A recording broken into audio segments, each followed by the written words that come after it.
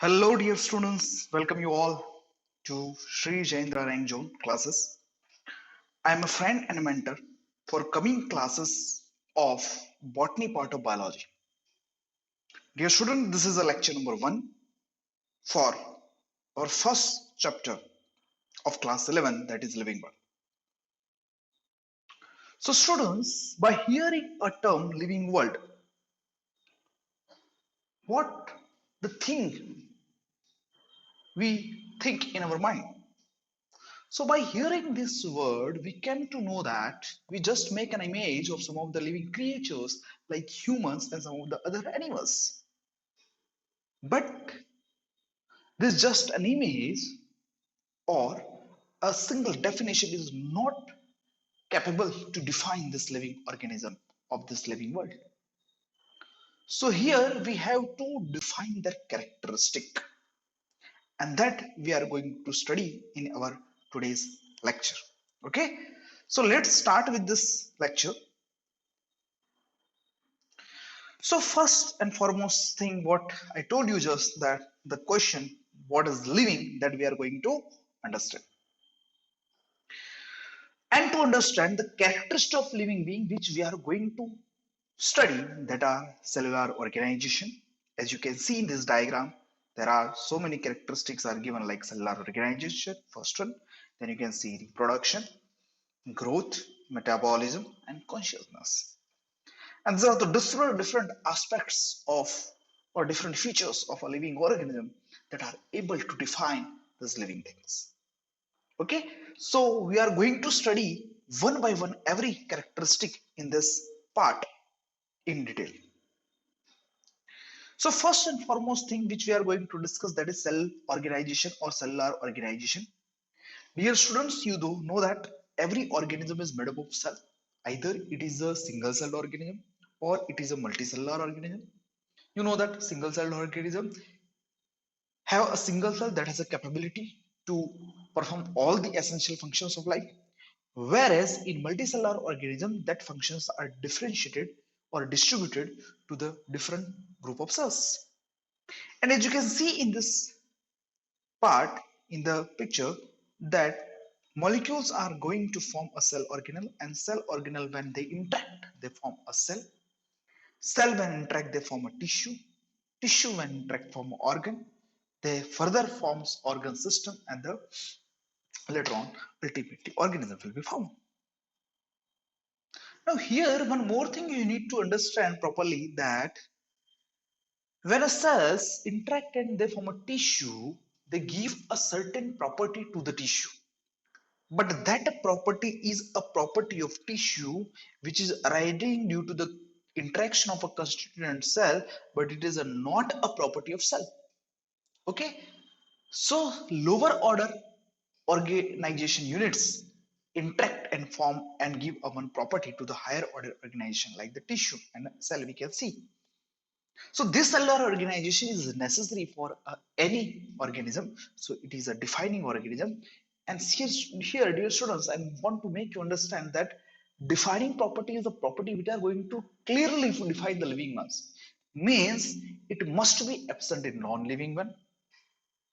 It should be present in all living organism, and in living organism also there should not be availability of any exception. Then and then that organism that property will be considered as a defining property. Understood, students? So this is the thing which we are going to dealing, and that is the first one. Cellular organization is defining property because it is found is only living one, exclusively in living one, without any exception. Okay, so let's move to the next property. Here you can see this is the one more colorful, interesting diagram which is showing a biological organization or cellular organization which is found in living ones. Next, second property which we are going to discuss, that is a growth. And if we see or if we talk about growth, growth is defined as increase in mass or a number of cell or a number of individual. See, if number of individual are increasing means the population size is increasing. That is also one type of growth. If in a body, number of cells are going to increase, that is also helping in the overall growth. An increase in mass is also a growth. But growth is of two types. First, One is defined as a growth as indeterminate. Indeterminate growth means indefinite growth, as you can see in this diagram on the left side. Indeterminate growth means it is an unlimited growth. It is a throughout the life the growth is occurring, and that is found in case of plant, because when you cut any part of plant in any age of a particular any life period of plant, the plant will give rise to the new plant throughout the life. So there is a growth is indeterminate. But whereas in case of animal, you know that growth occurs up to the certain age of life. After the growth does not occur. So that type of growth in case of animals will be defined as a limited or determinate or definite growth. So these are the two type of growth which are found here. Mainly if we talk, the number are increasing by the cell division, and cell division mainly happens to replace the whole lost cells, and these two types of growth we have defined. But further, growth is not only these two types, growth is also another classified into another two types, that is the intrinsic and extrinsic growth. Dear student, intrinsic growth occur from inside of the body of a living organism. But whereas extrinsic growth occurs from the outside. So if something is coming from the outside and accumulating on our body or any body, then it is a extrinsic growth. But if certain molecules are getting synthesized within the body and that helping in the overall growth of an organism, then it is known as intrinsic growth. Now, if intrinsic growth occurs, it cannot be reversed, so it is irreversible growth. Whereas extrinsic growth, when suppose we can take an example for extrinsic growth, like if any mountain is there or any sand dune is there, on the mountain so many plants and mud and by the air so many things come, soil particles and all this, and they get attached over the mountain. So the size of the mountain is getting increased, but when these things get removed, the size will be come to that original one. So this is the thing through which we can say extrinsic growth is reversible growth. Okay, so these are the two types. Okay, students, so we have studied till now in growth, the indeterminate growth and determinate growth, extrinsic and intrinsic growth. See, extrinsic growth is found in case of non-living one, and intrinsic growth is found in case of living one. So from here, we can say intrinsic growth is a defining property, but extrinsic growth is not a defining property. Completely, only growth cannot be called as a defining property because extrinsic growth found in non-living ones. So intrinsic growth is the only defining property. Okay. Next, if we see single-celled organism and multicellular organism, in single-celled what happens? The one cell has a capacity of reproduction and as well as a capacity of growth. So the cell in case of unicellular organism performing both function, growth and reproduction, and that cannot be differentiated because if one cell is dividing into the two, this is particularly reproduction because one cell is giving rise to the two. But if one cell is giving rise to the two, then number is also increasing, so it is growth. So for the unicellular organism, we cannot differentiate a growth and reproduction. So this growth and reproduction are mutually inclusive properties for the unicellular organism.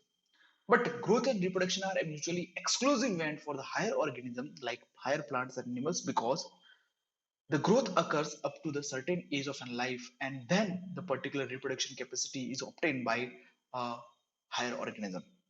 So there is a clear-cut differentiation between growth and reproduction in particularly higher animals and plants. Okay, so mutually exclusive for the this. So from here we have understood that the first one cellular organization and second one intrinsic growth are found in only in case of living beings without exception. So these two are the defining properties. Third property which we are going to discuss, that is a reproduction. Now you know that reproduction is giving birth to the young ones, and here several type of reproduction have been explained in this slide. You know that reproduction can be sexual as well as asexual. You know that in asexual reproduction, gametes can be formed. Usually gametes are not formed in asexual reproduction. So we, for asexual reproduction, we say like with or without gamete formation. But in asexual reproduction, gamete fusion will not occur. Whereas in case of sexual reproduction, gametic fusion occurs. So here we have explained several different types of asexual reproduction, as you can see here. First one, this that is given, that is budding, and you know that budding and extra protuberance develop and that give rise to an organism. So it is given in lower organism like yeast and amoeba.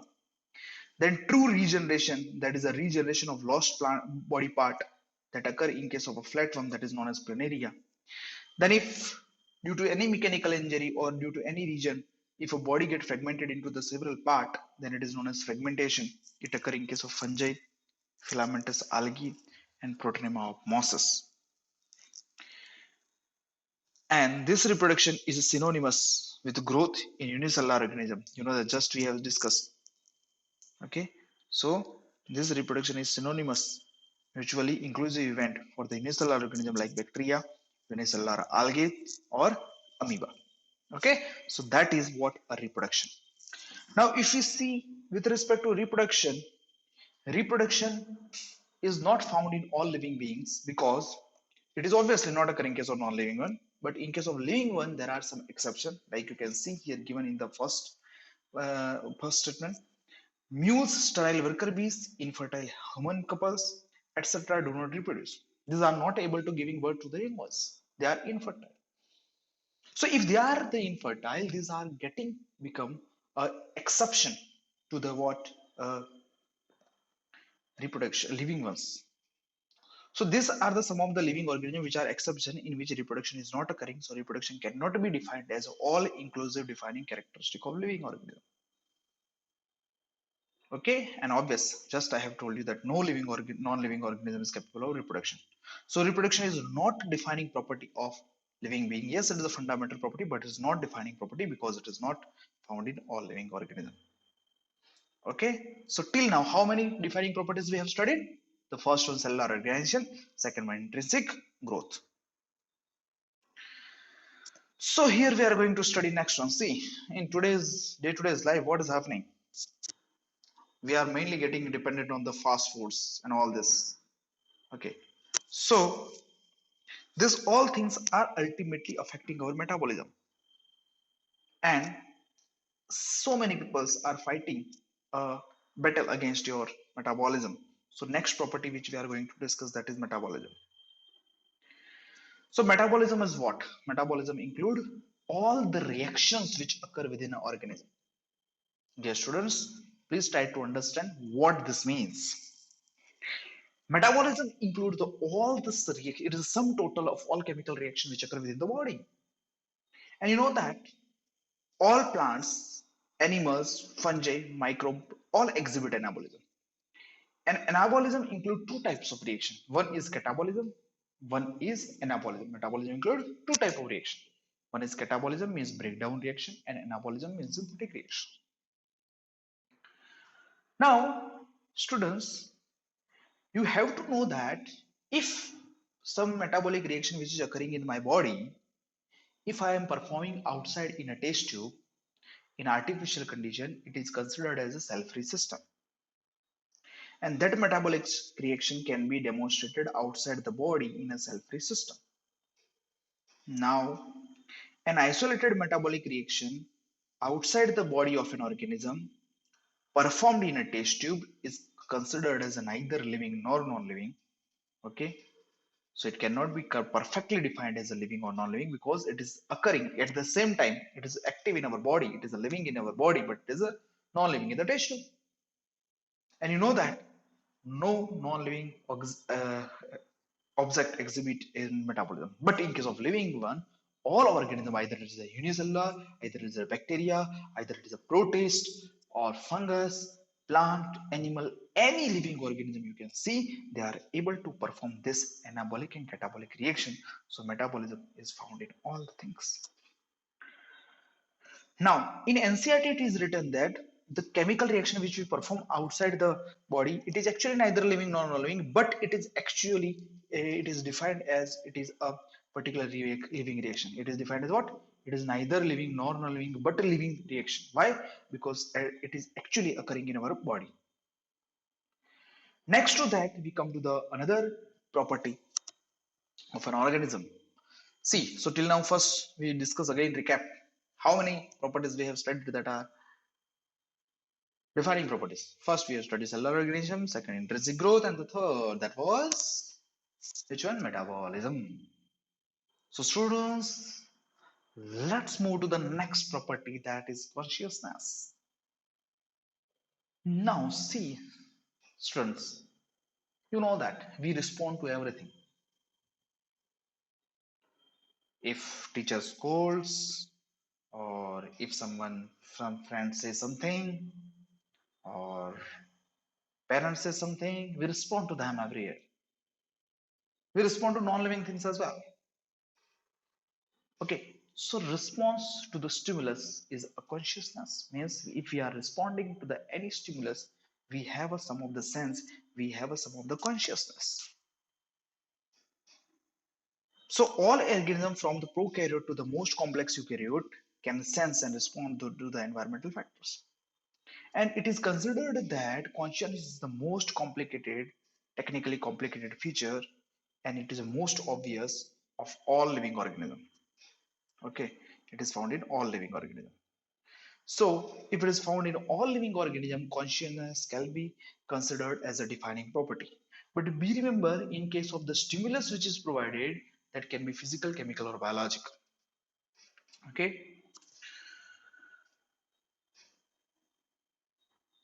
Now, in case of human being, it is more difficult to define the living state because if I am talking about a consciousness, it is obviously found in all living ones, not in non-living ones. But for human, it was told that humans have some advanced feature compared to other organisms, and that is known as self-consciousness. Now, if we talk about self-consciousness is awareness to ourselves.